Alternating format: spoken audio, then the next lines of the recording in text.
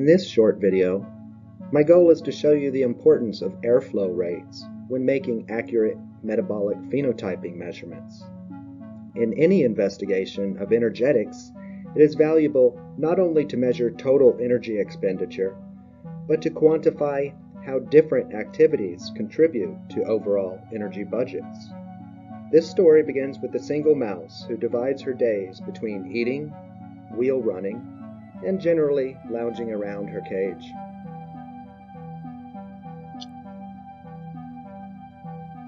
On the first day of the study, we used a flow rate of 500 milliliters per minute through the cage. We chose this flow rate because other metabolic phenotyping systems currently use this or even lower flow rates for their measurements. In this graph, the orange trace shows the wheel running activity of the mouse. You can see that she sits around for a few hours and then has bouts of running that last between 10 or 15 minutes throughout this 14-hour period. The dark blue trace illustrates her energy expenditure over the same period. You see she has an average metabolic rate of about 0.5 kcal per hour, what you might expect for a 40-gram mouse. Knowing average energy expenditure over a long period is a nice starting point, but most researchers, especially those who plan to publish their results, will need to accurately quantify the energy expenditure associated with different types of activities. From this graph, it's reasonable to conclude that this mouse's their resting energy expenditure, is around 0.4 kcal per hour, and that her active energy expenditure is around 0.65 kcal per hour. Unfortunately, these conclusions are far from accurate, and the reason for this has to do with the low flow rates within the cage.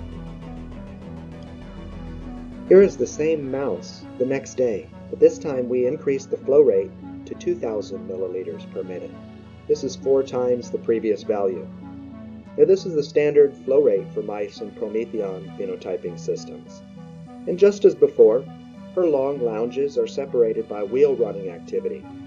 Again, the dark blue function illustrates her energy expenditure. And just like the day before, her average energy expenditure was 0.5 kcal per hour. But because we used a higher flow rate, this graph provides us with much more information.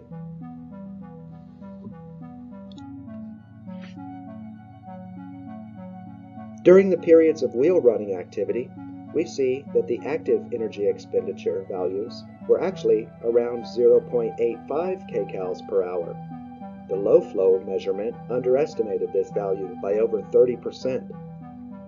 These high flow rates also allow us to better identify when the mouse is resting, and allows us to see that the resting energy expenditure is actually 0.3 kcal per hour. The previous graph gave us a 25% overestimate. You might ask, why do our competitors continue to use these low flow rates? Well, the short answer is that they need to, because they use low resolution gas analyzers that cannot detect the small changes in oxygen and CO2 concentrations that occur at higher flow rates. Animal ethics committees worldwide recommend that mouse cages receive 15 air exchanges per hour. A flow rate of 500 milliliters per minute in an average 8-liter cage gives the animal less than half of the fresh air that they need, putting the animals under stress and at risk of toxic hypercapnia.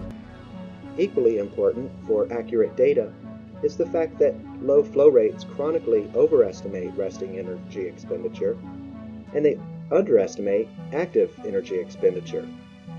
In the end, I ask you to consider the flow rate you're using for your metabolic measurements and whether those measurements are showing you what you need to best understand your model system.